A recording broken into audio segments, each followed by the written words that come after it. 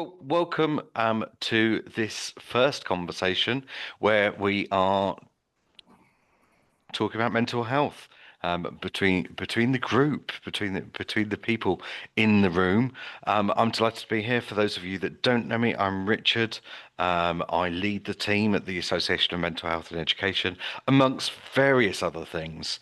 But I am just here just to facilitate some wonderful conversation between some fantastic people who are in the room. So let's get them introduced and let's get talking. So Ben, first of all, do you want to start? Absolutely. Thank you for having me, Richard. My name is Ben West. I am a mental health campaigner. I work specifically around trying to influence national policy to try and improve access to education and support for young people. And I also work with businesses trying to improve well-being internally and have my own lived experience, which brought me into this, that I'm sure we'll get into during the conversation. But yeah, really, it's about trying to change that national policy to improve provisions for young people. Excellent. Thank you very much and welcome. Nicola. Hi everyone, my name's Nicola Bailey. I'm a former SENCO, but I always say once you're a SENCO, you always are. I also do a lot of work around mental health, safeguarding, intersectionality. I've just left teaching to pursue my own interests around those areas. I also work for two really key organisations as well, supporting children. So I do quite a bit at the moment. I'm enjoying the freedom of it. Excellent. Thank you very much. Alison. Hi, good afternoon. I'm Alison Ollett. I'm an assistant principal at a secondary school in Essex. I am in charge of behaviour. I'm the designated safeguarding lead and senior mental health lead. And yeah, really, really passionate about transforming mental health for young people in education. Excellent. And finally, Charlotte. Thanks very much, and thanks again for having me today. My name is Charlotte Noutch. I'm the Director of Partnerships and Service Delivery at Nudge Education. Excellent. Well, thank you all very much for being here.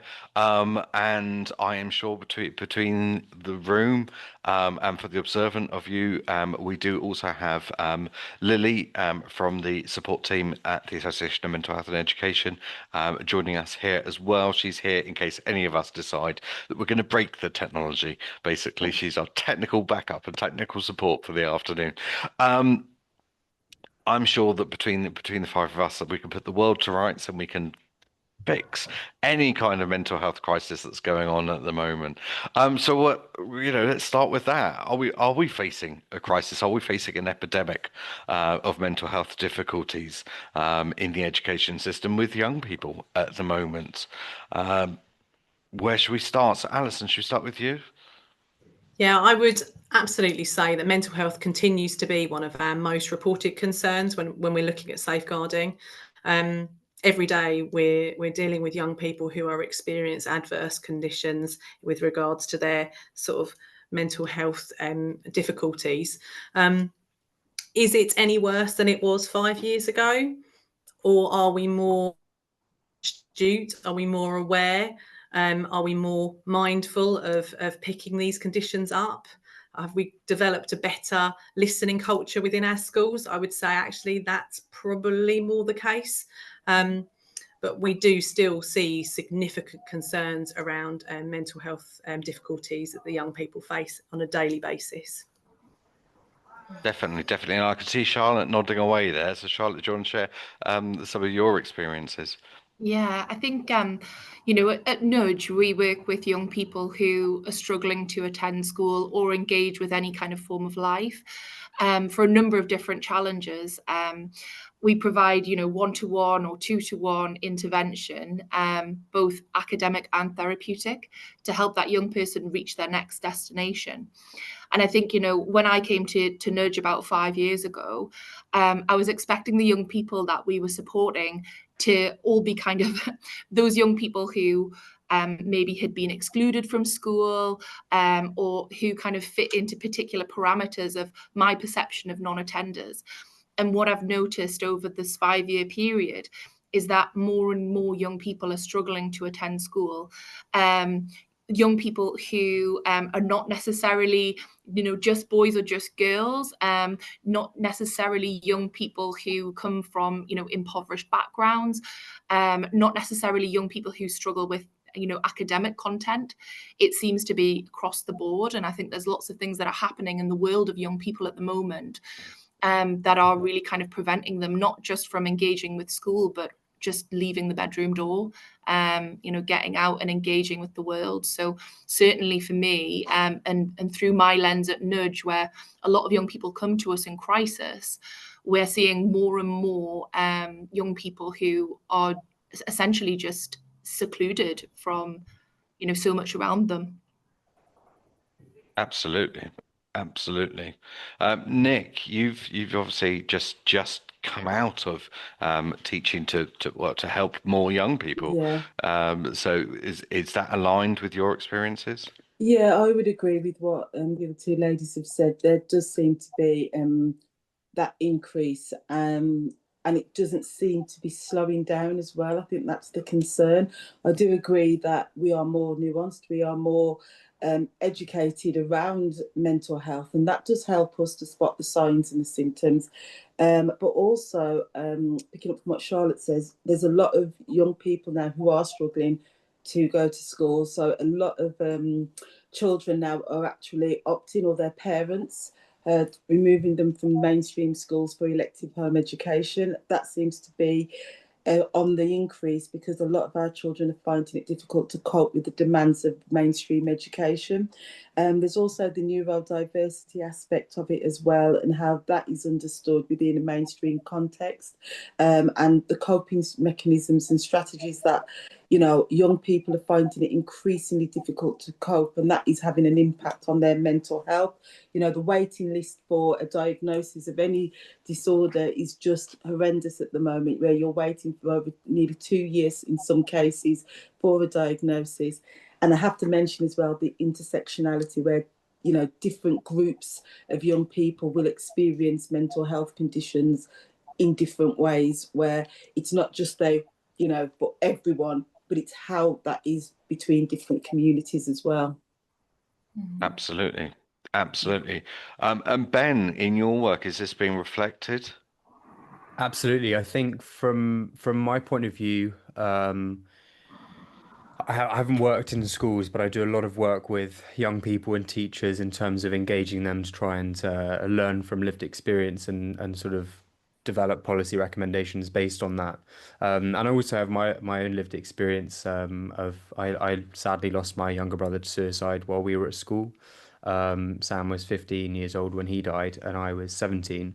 And so, really, for me, the beginning of my journey into this work was spending time speaking to Sam's friends and Sam's teachers and learning lessons, not with the goal of creating any sort of blame, but just from the goal of sort of trying to learn lessons as a community about what we could do differently for other children in his situation. That was 7 years ago. I've been working in this space for 7 years. It's very difficult, I think, for me to look at the conversations I have with teachers and staff and children and NHS health workers and not come to the conclusion that there is some sort of crisis or epidemic of in terms of mental health that exists. And I think Alison makes a really good point, which is that it's difficult to tell whether things are worse or we're just more aware. But the one aspect that confuses me, and I'd be interested to hear anyone else's opinion on this, is that if it's just a case of people being more aware or better at listening, it doesn't for me. I don't know how that explains the increase in behaviors that are measurable, like self-harming behaviors, which we can see increasing, emotional-based school avoidance. Those are sort of behaviors that are changing, and that's what concerns me slightly because we can definitely see that reduced stigma might mean that more people self-report on questionnaires, but in terms of A&E attendances for self-harm, that's a measurable thing, and that for me is quite alarming. That just shows that people are we are facing sort of an increase in certain things that I can't explain just from talking about this more. And I'd be interested to hear other people's thoughts. But in terms of are we in an epidemic, from my point of view at least, that is an absolute yes. And unfortunately, there hasn't been the sort of policy commitment from government that actually reflects the problem that we're facing. Yes, and that's an interesting point you make there about the policy commitment from multiple governments over the course of the last 5 years, or lack of in different ways. But yes, are we dealing with the fact that we know more about mental health difficulties or mental health conditions? Are we dealing with a societal shift? Have we got the pandemic as well? I mean, how much of this increase or this increased awareness is as a result of the pandemic, which everyone had some experience related to their well-being during the pandemic, be it positive, be it negative, be it a crisis. Everyone experienced something related to to well-being during the pandemic, and actually has that made us as a society more self-aware? So let's open it up. Actually, where do we think this is coming from? What's it felt like? Because you're all experienced practitioners. What's it felt like sort of prior to the pandemic compared to now? Nicola, should we start with you? Yeah, I'd say partially, yes, I would agree. I think we can see a legacy of how the whole pandemic has impacted on young people. But I think as we move on, we also need to think about what are the systems that are in place and how that has had an impact as well. So, for example, we know that during the pandemic, it was sometimes services were delayed, and that made it a bit difficult for, again, diagnoses and help to be reached by young people. So that caused a delay, and we are still seeing the ripple effect of that.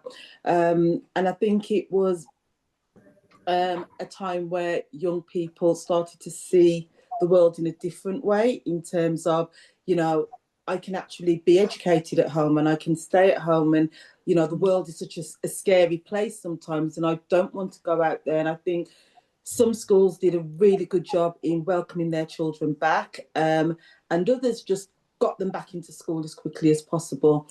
And I think it's about how the whole return back to school and back into society after being away for so long, the interruptions in lots of areas. So people didn't, young people didn't have any contact with family and friends for so long.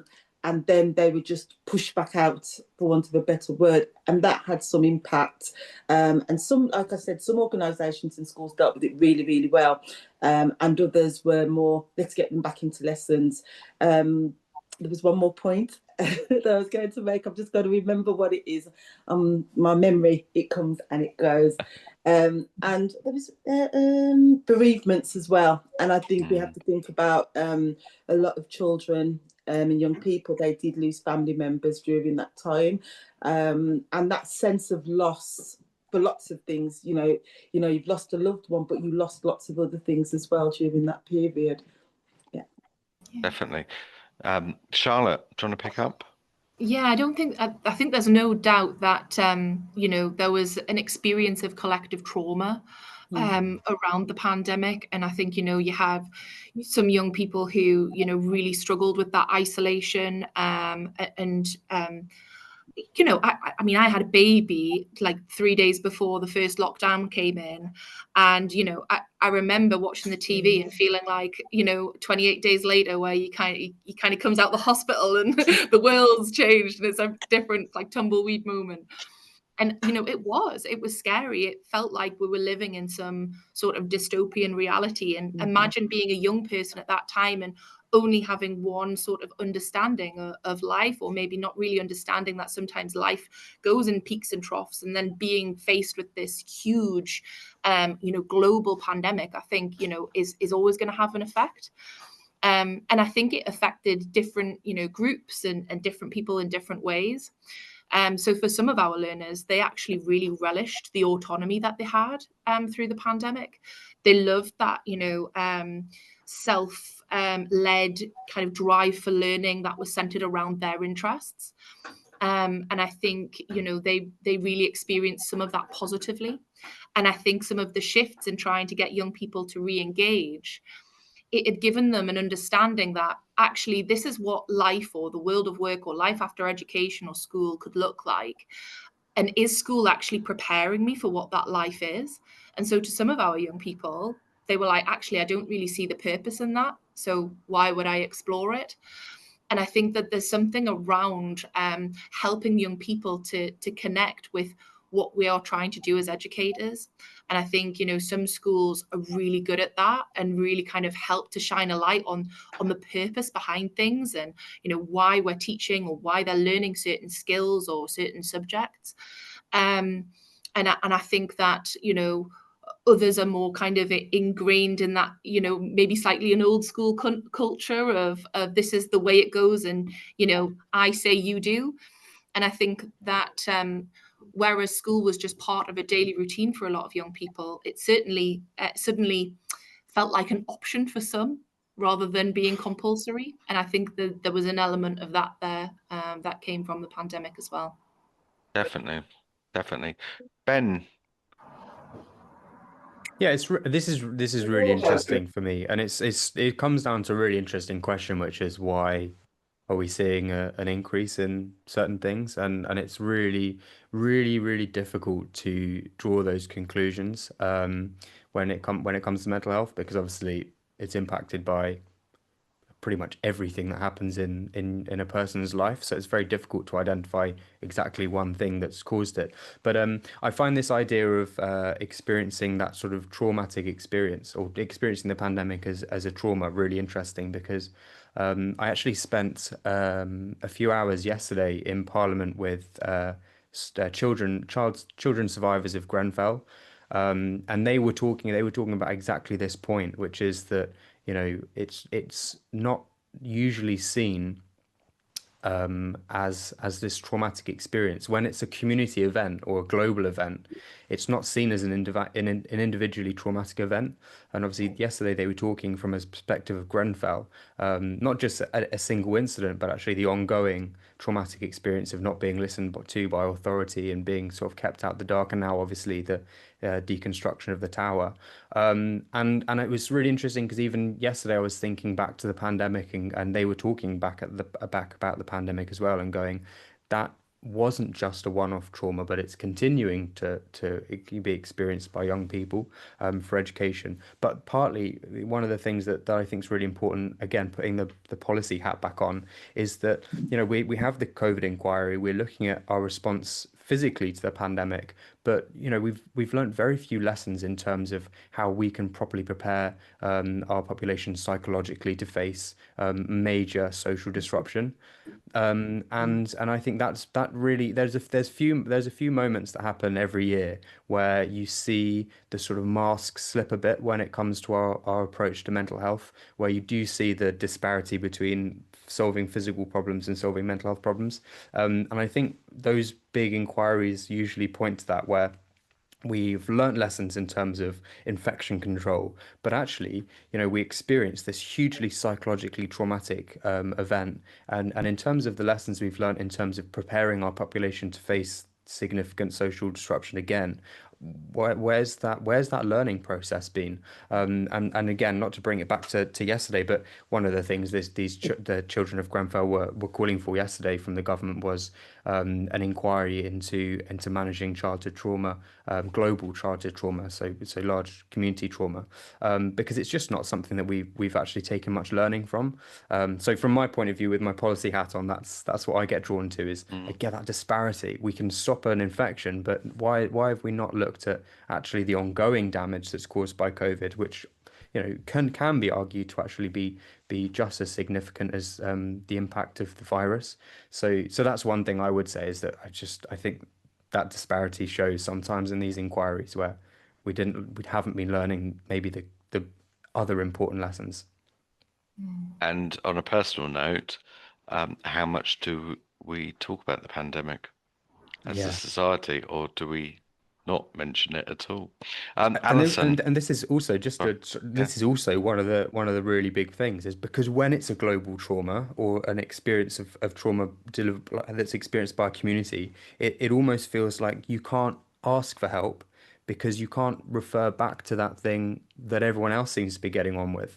So with COVID, it was very, very difficult for someone to go, actually, I'm struggling, because everyone else seems to be getting on okay. And actually, when talking to survivors of Grenfell, it was a very similar experience. How can, that when they talk about it, they say, I couldn't tell my school that I was struggling because everyone else seemed to be getting on with it.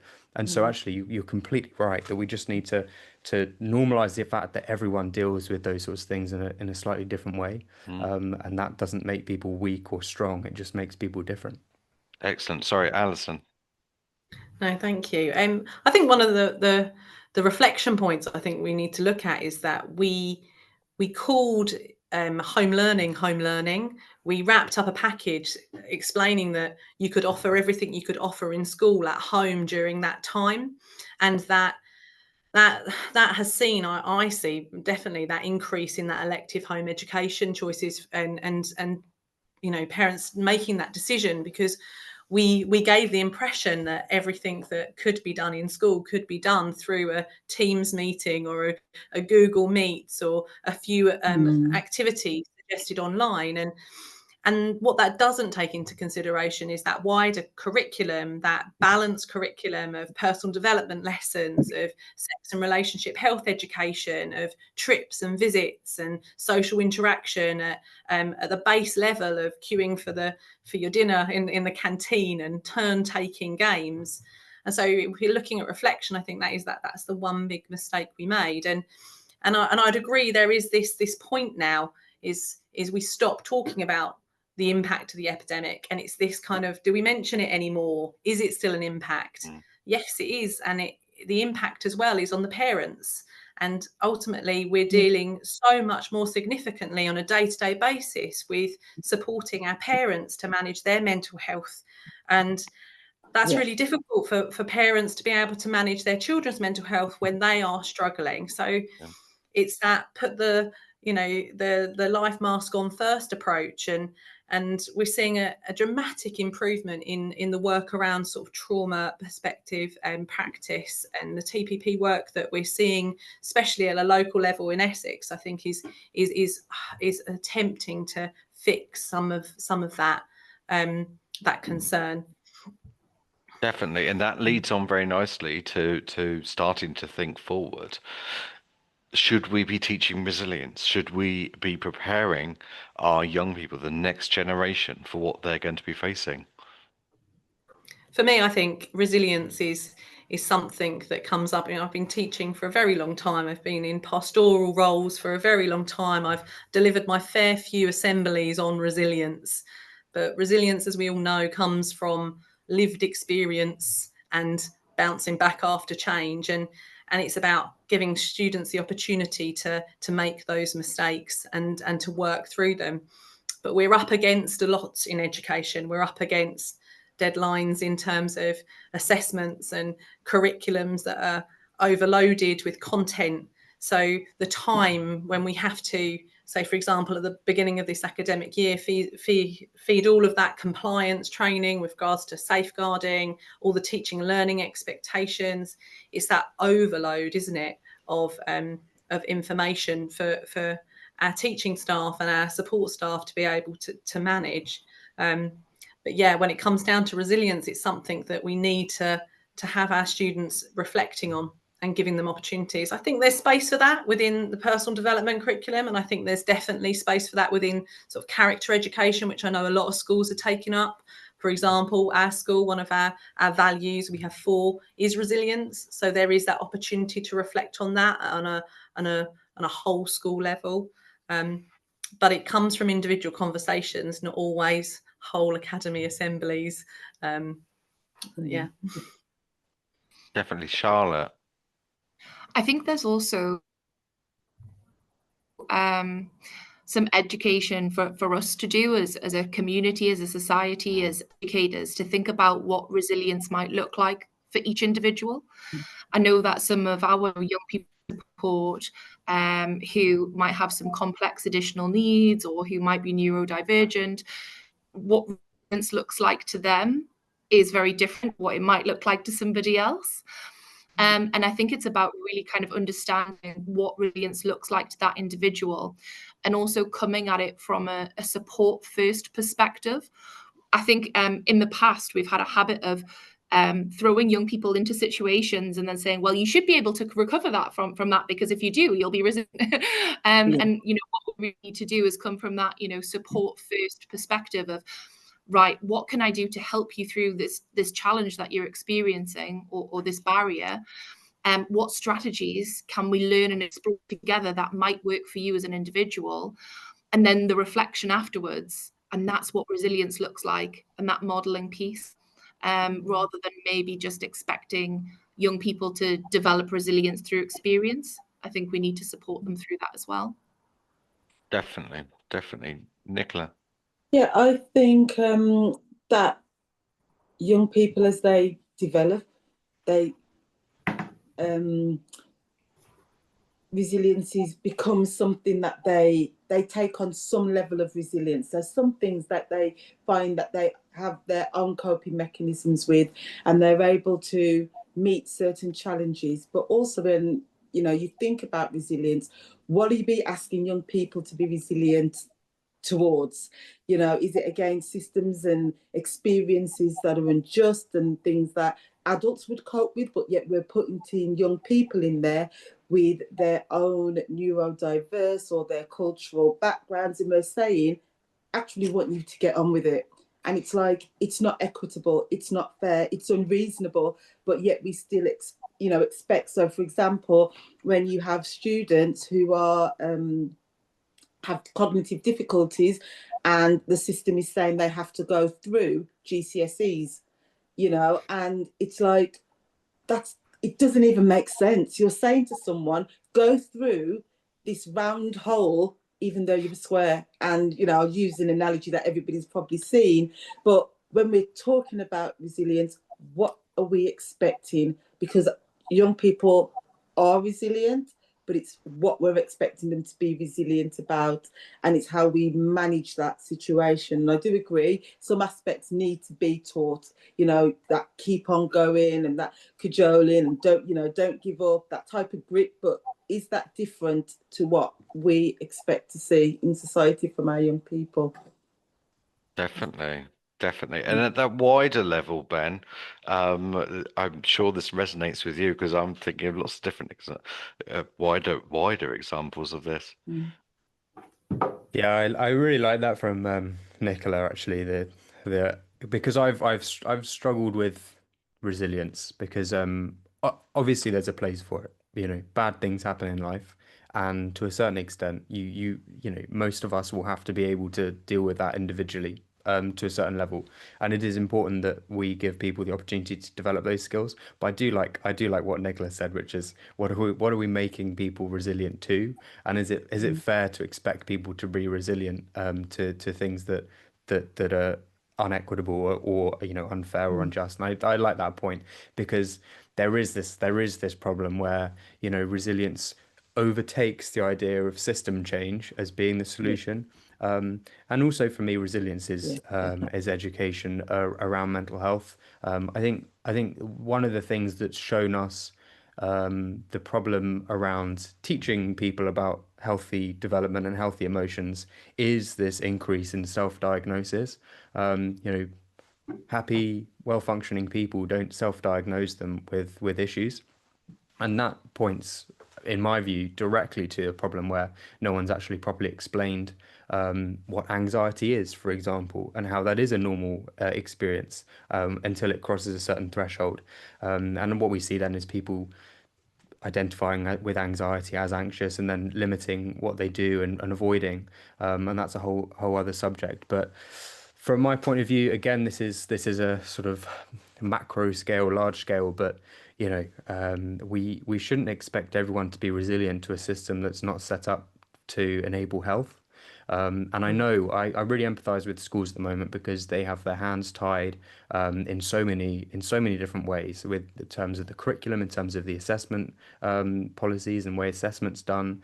But one of the things I would say as a sort of takeaway, rather than just, well, as an actual practical takeaway, is that I think we need to stop seeing mental health as a thing that we can outsource to one individual or one service, and see it as a sort of global responsibility.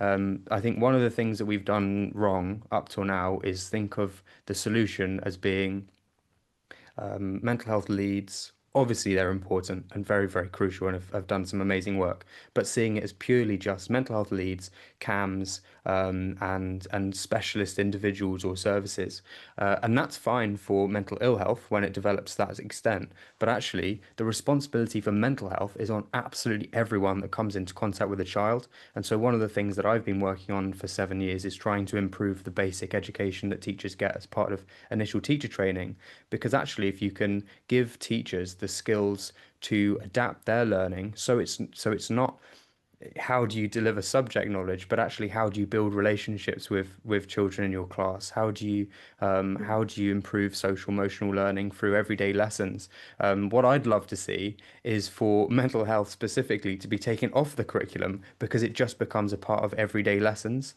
And so I think that's how we need to be seeing mental health. And I know school leaders are listening to this, and hopefully maybe that's something you can consider, is changing that perspective of what improving mental health looks like. It's not how many specialist services can we partner with. It's actually how do you embed that into everyday teaching and everyday operations, because that for me feels like the solution to the problem, not just having these specialist pathways, which are obviously incredibly important, but for most children they'll never come into contact with that.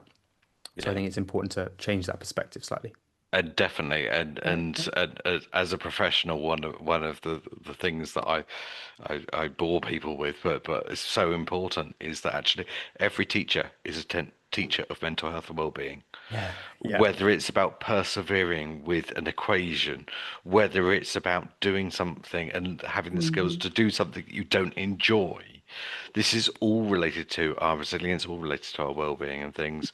And Ben, I know that as an association, we are joining you on that journey in terms of trying to increase the coverage, the understanding of mental health and well-being in initial teacher training, and what that looks like in the future, because it's so important. And let's talk about the future. So collectively around the room, what should we be doing? Ben's obviously made has put forward an argument around, actually we should be encouraging people to think about this being a normal part of teaching, a normal part of our life, when we're supporting young people. What else should we be doing? How should we be tackling this? Alison, should we go to you first? Yeah, it's that universal approach, isn't it? It's that whole school approach and the whole community approach to mental health, and how it's embedded at that base level. For me and my current school, we've just started our journey looking at trauma perspective practice. As some of you will know, it's quite an intense journey for schools, because it is about bringing about change, and something that came out of one of our first sessions in September at the beginning of this term. We noted that really is that behaviour is communication, and linking that to mental health, and linking that how all of us can identify how students are behaving. So therefore, if we can identify how they're behaving, we can identify what they're communicating and work through that. I still feel that there's a need for mental health lessons, and I know I still feel that there's a need for that within our personal development curriculum, because we are dealing with a variety of students from different demographics, and they're not going to have that knowledge and understanding from home. And actually being able to have a trusted adult at the front of the classroom absolutely outlining what mental health is, I think is really healthy.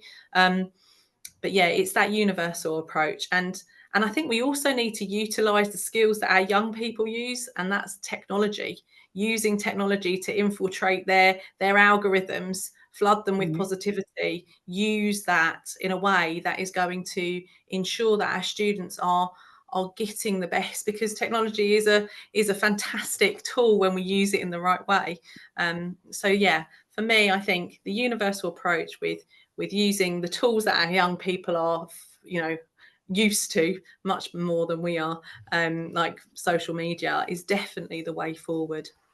Definitely, definitely, and you're just making me reflect on the role of empowering staff to feel comfortable with those conversations as well. Sorry, Absolutely. I'm jumping in, but I'm just reflecting on some research that came out a few years ago about about the importance of staff, all staff, feeling comfortable to talk about mental health and well-being. It's not just about a specialist. Nicola, do you want to jump in? Yeah, I'm 100% agree with you, Richard. If staff don't feel comfortable, then it becomes, it's that other lesson on the timetable. So I think that training there definitely needs to be there for staff if they're going to deliver sessions on mental health. And if those sessions continue, how purposeful and relevant are they? And are they being co-produced with young people? What I think is cool, sorry I still use that term, it might not be so, and the young people might be sat there going, oh, what is she on about, we already know this. So it's making it relevant, and I think co-production is really important in producing any resources to do with mental health for young people. But also for me, it's how we support other people as well, the other stakeholders. So, I loved my job. I loved interacting with the children. But what I found towards the end, makes it sound so dramatic, was that a lot of time, and I think Alison spoke about this at the beginning, much of my time began more and more working with parents, because parents were really struggling with how they support their children as well as they support themselves. They want to do more. And they find it difficult. So it's breaking down some of those barriers for parents so that they understand as well what mental health is, how they can support. They may have a sense that something's not right, or something's changed within their child, but they don't fully understand how to support. And so a lot of time they will lean on the school to help, but there's not enough people in the school who are trained enough to be able to support. And I think also it's moving away from this deficit ideology that it's the child or it's an individual issue. And I don't think any of us in this conversation thinks it's an individual issue, but I think it's really important that we get that understanding that there are systemic errors that need to be addressed, and we're going to continue going round in circles, doing lovely assemblies and lovely workshops and getting people in. But until those issues are addressed, it's going to continue being difficult. And I will just say before, quickly, staff well-being as well. We wanted our teachers to teach about mental health. How many of our teachers are prepared? We talk about children being, ready for learning, but are our teachers ready for teaching when they come in that Monday morning? What a valid point. What an absolutely valid point. Yes, definitely. Charlotte, do you want to pick it up? Yeah, I think at Noutch, the outcome for us is transition, reconnection with education, and access for a life worth living. That's kind of what we're about. But that journey, back to reconnect, cannot happen without therapeutic intervention. And the way that we deliver that in sessions for our young people is focused on 6 cornerstones. So we promote connection as the first cornerstone. So connection between the practitioner and the young person, movement, nutrition, creativity, rest, reflection. And I think, it's really about having this foundation of what those positive well-being routines look like. And I know that for myself, when I live my life by those cornerstones, when I have plenty of connection, when I have creativity in my life, when I'm able to reflect or rest properly, when I do move my body, I function better. I can cope with the world around me much better. And I would argue that we touched before on system change and reform. But I think we need to think about what are those environments like, and are they accessible for everyone? And also, are they accessible? Do they promote, good well-being? Do we need to think about the way that we shape a school day, or the activities that we're doing in class that are around learning, to really help to promote positive well-being routines?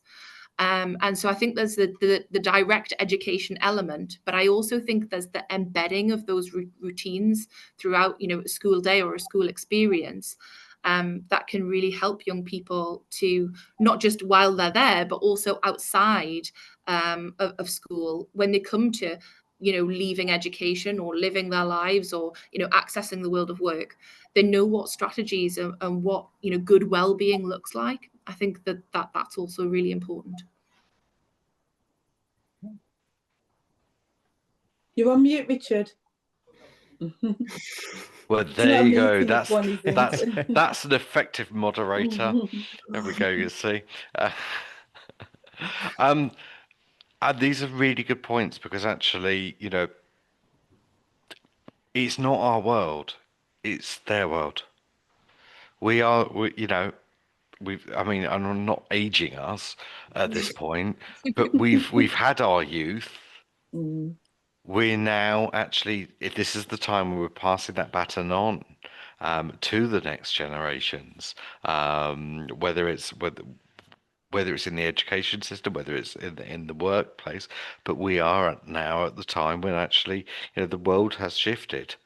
And certainly, if we think back, um, 6, 7 years to pre-pandemic world, we're in a very different place here. And I'm not saying, I'm not suggesting that everything we've discussed is purely related to the pandemic, but we are older, we're more mature as a society, we're more aware. There's lots of talk about trauma-informed practice, and being aware of the impact of trauma, even if society is numb or numbing the impact of the pandemic, but then we're more aware diagnostically and clinically. Yeah, Ben made a very good point earlier about clinical clinicizing normal things. One of the things that I get on and very much on the soapbox about is people using OCD. Oh, that's my OCD. And actually, if they've, OCD is incredibly intrusive, incredibly overwhelming, incredibly distressing, diagnosed by OCD. And we are, by because we're fastidious, because we like something particularly clean, or we pay particular attention to something, does not mean that we have clinical OCD. But that's an example of where, clinical language has started to creep in, and it's recognizing those differences, just as Ben gave the example earlier of anxiety. And everyone experiences anxiousness at some point or other. But clinical anxiety is just so overwhelming and so distressing and so all-encompassing. And being anxious about a particular thing, which is natural, is very different from those, from those experiencing that level of distress and things. So, you know, for me, in listening to this conversation, it's all about, thinking about the next generation, thinking about the future. And that's where I want, our final points as we go round. Okay. Where are we headed in the future? What's our next steps? Where are we going? So Nicola, should we start with you?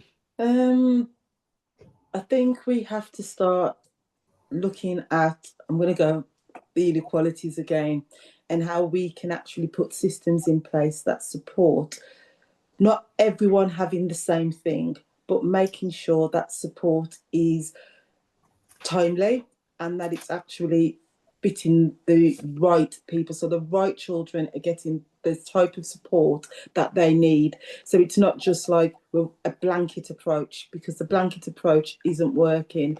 So it's looking at what individual. We can't do it for every individual. I understand that, but it's getting closer to that to make it more equitable for everyone, and looking at the safeguarding as well, and how mental health impacts on safeguarding. There's a lot going on, and I think we need policy to really help to shape that. We can't just keep on saying it's, for example, it's bullying or something, for an example. And it's like, well, what does that actually look like? So it's having brave conversations as well, that aren't really brave conversations. They're just calling things out for what they are. And I think that really needs to happen to help young people. Definitely. Okay, let's jump over to Ben, Yeah. with all that the wider policy experience. Okay, so where do I start here No in terms of pressure, what needs no to happen? pressure, no pressure, Ben. This is like my 9 till 5. So I would say the first thing that needs to happen is we need to recognize, and I get accused of being unfair towards teachers and schools all the time, but I think the first thing we need to do is understand that teachers and schools don't hold the sole responsibility to fix this. I really want to make that point because I'm always criticized of doing that. But it's so important that we take that responsibility away, so that when we come to teaching teachers about how to better support children's mental health, it doesn't become a prescribed task that they have to do. It becomes sort of education for their sake. So something I'm really passionate about is trying to improve teacher training and training for teachers. But I'm really clear that that needs to be for the teacher, not the child. And if you can give teachers that, and if you can take it from the position of, if you understand more about child development and mental health, you're going to take behavior less personally, which is obviously a huge burden on teachers, because you understand that behavior is a manifestation often of things that go on behind the scenes in that person's life. And so if we can sort of position it from that angle, that would be great. So it's for the teacher, not the child, because the child will benefit if the teacher's happy. Also, we know that mental health education improves the mental health and well-being of the person receiving the education. I think that's really important. And the other thing I think needs to happen in the long term is we need to really rethink educate in terms of how we assess children. There isn't a place for SATs anymore, I don't think. That would be an easy policy win in the short term. We need to see better provision of healthcare in schools, so it's easier to refer to specialist services. We can't, again, from the I'll talk about teacher training and training teachers for weeks on end, but you can't do that and not also improve the specialist pathways, so that teachers become in the moment support and there's always a pathway to specialist support.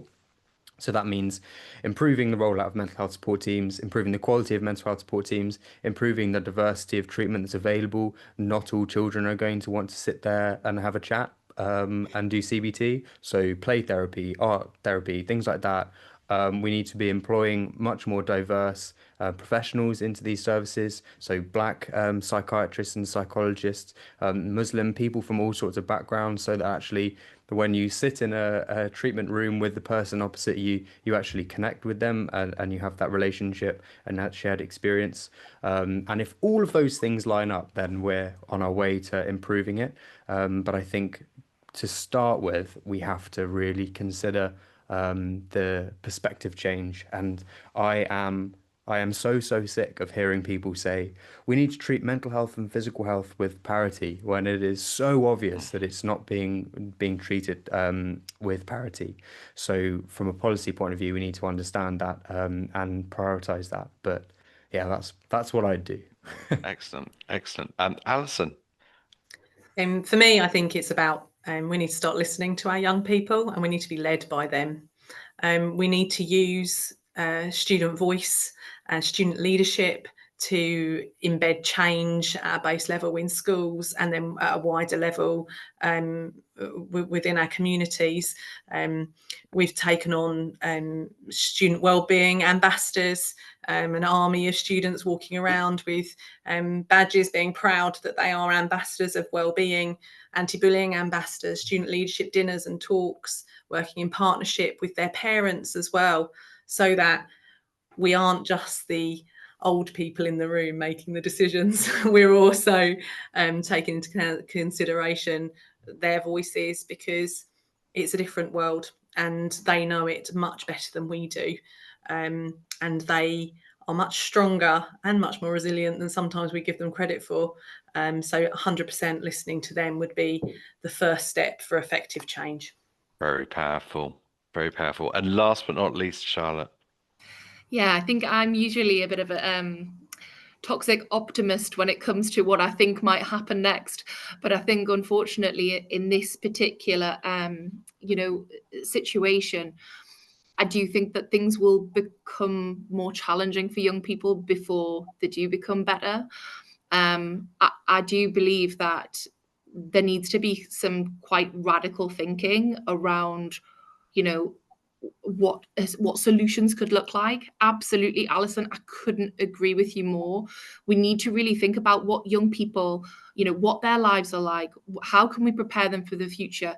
What is it that they want to see? What is it that they want to learn? How do they want to learn?